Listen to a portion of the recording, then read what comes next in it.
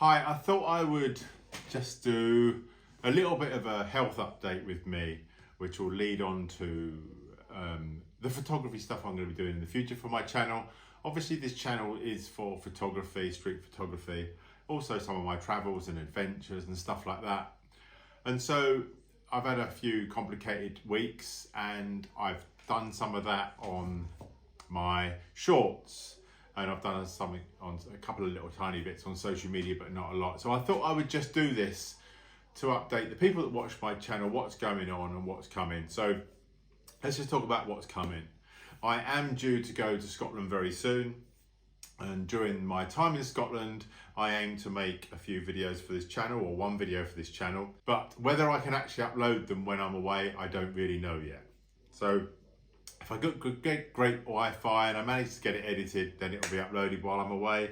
If not, I'll upload them when I come back. They're going to be more adventure type stuff more than street photography, but we'll see. I don't quite know exactly where we're going yet. We're on a bit of a tour and we might end up in a village or a town where I can do a bit of street photography as well and show you how I do that. There might be some landscape stuff or some wildlife stuff. I don't really know. I'm going to take a bit of camera gear with me and I'll put something together. Now then, health-wise, I will link to it, but quite a while back, 2018, I had a stroke, which caused me to have 2018, I had a stroke. The lead up to the stroke was quite confusing. I had a period of time with migraines, etc. And then I had a stroke, and then I had Amrax-Fudax, which is blindness in one eye, or half blindness, which is like a grey or black, which is loss of sight. Anyway, that was sort of between the stroke and when I had my carotid endarterectomy, which has given me this scar down this side, which is basically the carotid artery being cleaned out. It was very confusing at the time. No one really believed I was having stroke symptoms.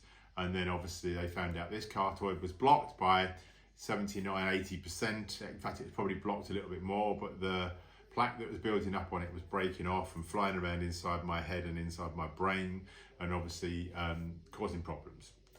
So about 6 months ago, I had a little tiny migraine incident, aurora migraine, which I actually thought nothing about and just thought, oh, I've got migraines again. The only weird thing is I haven't had a single aura or migraine type headache ever since I had this operation. None at all, nothing. In fact, I hardly even have a headache. Sometimes I have a bit of a headache, but it's usually just because I'm a bit dehydrated. And once I've drunk some water, it goes away and I don't take any tablets for it. Now, I'm on quite a lot of medication anyway since my stroke. So that was 6 months ago. And then recently I got dehydrated through constipation. I'll be totally honest in this video. I got dehydrated because I had really bad constipation, and I got put on some laxatives to try and help me go from the doctor, and then I was getting all sorts of different symptoms, and I knew some of them probably weren't dehydration. So quick trip to the doctors. The doctors said, yes, that will take you off those, and I think I need to refer you. So cut a long story short, I won't go through the whole process, but I've been backwards and forwards now for several weeks to the Royal, to St Paul's Eye Hospital, to Aintree Hospital, to the Stroke Centre, to Vascular, and that all cumulated with whatever it is, with a meeting this morning with a really good professor to talk about what's been going on with me. The truth is, they 100% don't really know, and that's because I don't give the classic stroke symptoms that I should. It's been a bit weird, but I am now reassured. So I have options, and the options are, I can have a left side carotid endarterectomy because this side's 79% blocked, or I can try the new medication I've been put on, see how I go. If I get any more definite symptoms of loss of, which I'll come to explain that in a minute, then I need to go back in and have this done straight away. If I can cope with the new medication and just get on with it basically, and I don't have many more symptoms or anything else, then all good, off I go. I can always come back and have a carotid endarterectomy one day if I need to, if I get stroke symptoms anyway. But the door has been left open for me to have this operation because even though my history tells the story of one thing, my history last time didn't tell the story that I'd have a stroke. So basically, as most people know that know me in real life, is I'm quite awkward. And I'm quite awkward for the medical profession in this situation because all my symptoms aren't right. And they never will be, I don't suppose. Some people can live with a blocked carotid. I don't know how, maybe the blood reroutes, I'm not too really sure. And some people, you know, get symptoms because there's bits of the plaque break off and cause problems, which I had on this side. This side's gone 20 something, I think it was 50% blocked in 2018, and now it's 79% blocked. Now, they don't really know what's going on, but I've had two people now, a professor and a doctor, that seem to know a hell of a lot about this, think it's possibly genetic in my case, which means it's not food or drink. I don't drink, I don't smoke. I do like the odd cake every now and again, as everyone else does. And I eat reasonably well. And I have the odd snack every now and again, which I've cut out altogether now. I've cut out anything that could make it worse. Only because they put me on a really high dose 80 milligram statin that was causing me a hell of a lot of problems over the last few weeks, which they've taken me off again. But one of the things they did find was, and I've got to get this right way round, so you have to excuse me if I get it wrong. So I had this carotid operated on, but it's that side of the brain. So I looked at the brain scans of that side of the brain recently from 5 years ago and saw the brain damage that I have and live with from this side of my brain. And that was caused by the time leading up to my stroke, because I had instances of small strokes and TIAs leading up to that. And then I had my stroke, and then I had small strokes and TIAs leading up to the operation. This time I haven't had a stroke, but I have had two small blood clots in this side of the brain, which is in theory not down to this carotid, because it doesn't look like anything's come off it. It's very possibly down to my blood thinning medication hasn't been right for me. So they've changed that. So over the next coming weeks, I might be absolutely fine and all these little weird symptoms will have gone away. Now, my weird symptoms are not stroke symptoms. Stroke symptoms are loss of. So loss of sight in one eye, loss of half sight in one eye, loss of use of an arm because it goes dead, loss of use of your face because it droops, loss of use of something, loss of use of speech. The downside is when I had my last stroke, I didn't have those either. I didn't have loss of as such. I did after my stroke. I had loss of sight in this eye twice. The bottom half of this eye, I went blind in as if someone had pulled a blind down grey. And that's all I had. The only thing I had leading up to that stroke was a load of migraines and also little tingly sensations all over my arm in different places at different times, and tingly sensations down this side of my body, and tingly sensations in my face and my mouth. And they would come on for a few seconds and then go again, but it was constant all the time, day and not actually overly all night. Once I'd fallen asleep, I never noticed they were happening.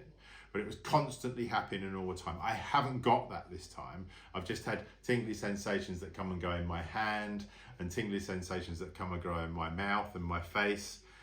So it's confused them, and I understand that because it's confused me. If I could put my finger on it and say I've had loss of use of this arm, or loss of use of my hand or something, or I've had the eye thing again. I've had an eye tensing up and relaxing, which we don't really know what that is. They're putting it down to migraine.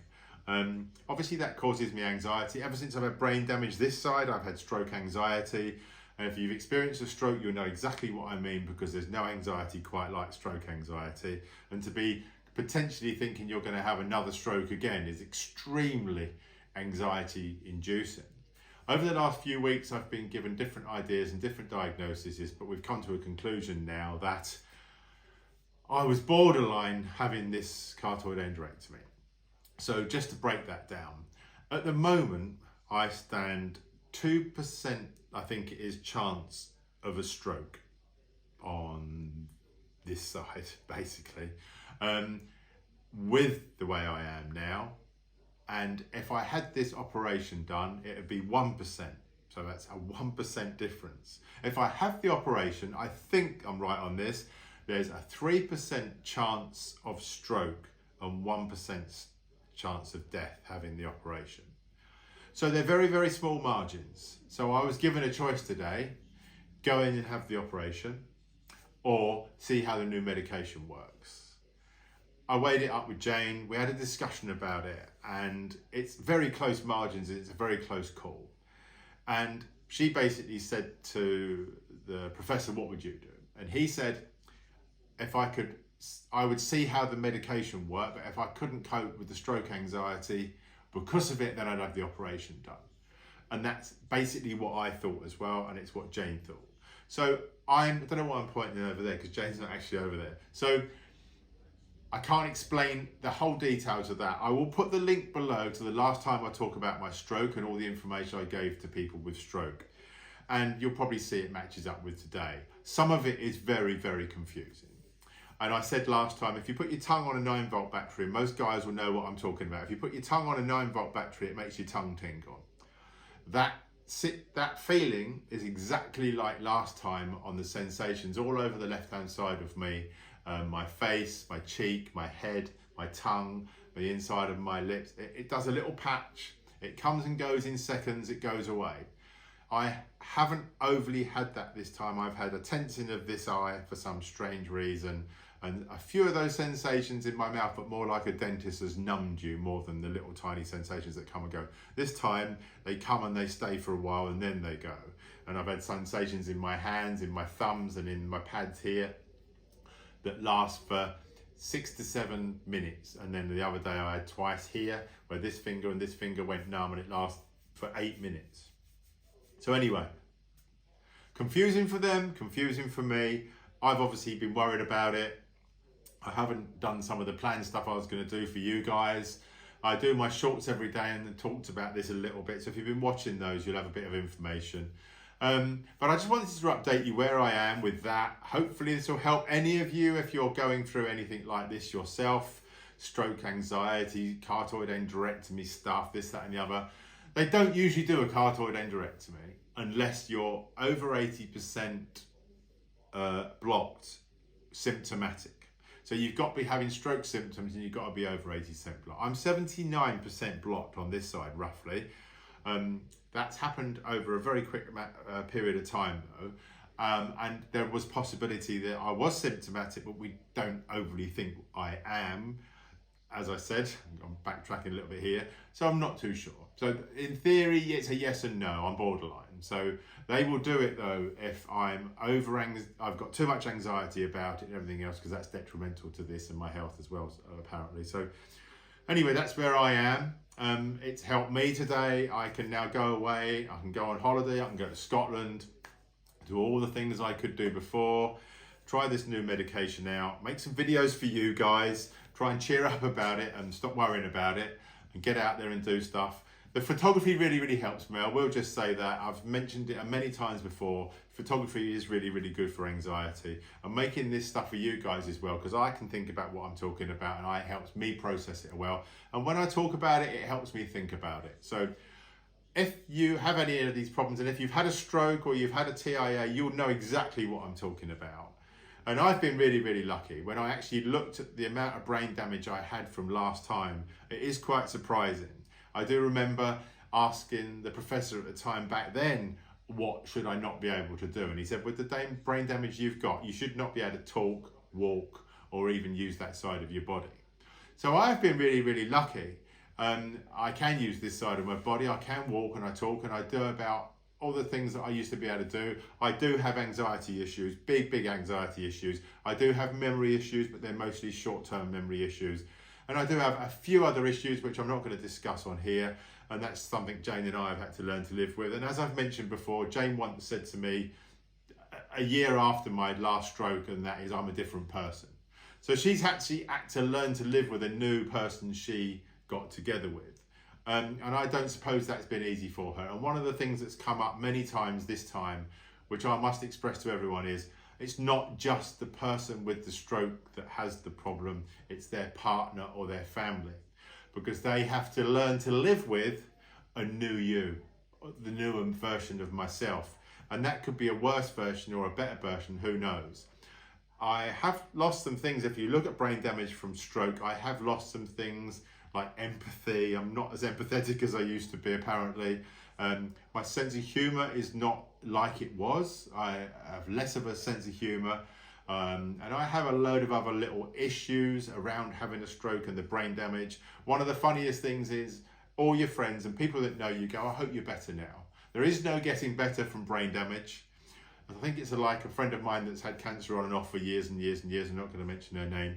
She says people always say, oh, you're better now, when she's obviously not better. She's in remission and she could have cancer at any time. And she was given 6 months to live, and this is 5 years later.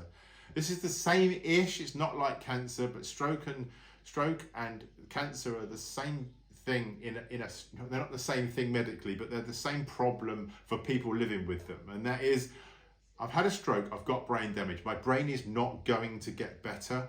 I and my brain learn to work around the problems that the damage has created. I am extremely lucky, extremely lucky. Obviously, my fear is I have another stroke and I'm not so lucky and I lose a lot of other stuff. But trust me, living the last 5 years with the brain damage I've got has not been easy for me or Jane. Anyway, that's enough of that. I'm going to make you some good content in the future. I just wanted to update you where I am and probably why I haven't made a video this month. And good luck. Have a great weekend. Have a great week. Enjoy the rest of the school holidays if you're off. Enjoy your holidays while it's holiday season in the UK anyway. And I'll see you on the next video. Take care.